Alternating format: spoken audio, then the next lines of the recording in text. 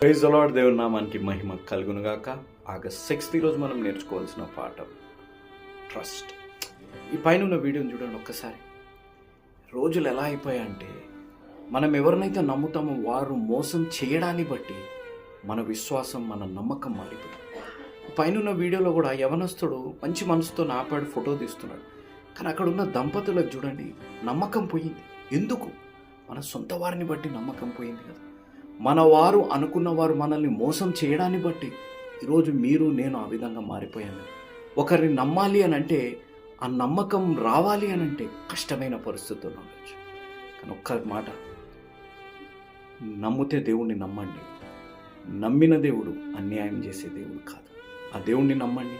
మీ జీవితాలు ఎప్పుడు కూడా నమ్మకం చూపెట్టడం మాత్రం మానకండి. నమ్మితే సంపూర్ణంగా నమ్మండి, అనుమానాలు చూపెట్టకండి. నమ్మితే వారు మిమ్మల్ని మోసం చేస్తే ప్రతీకారం తీసుకునే దేవుడు ఉన్నారు, బుద్ధి నేర్పించే దేవుడు ఉన్నారు.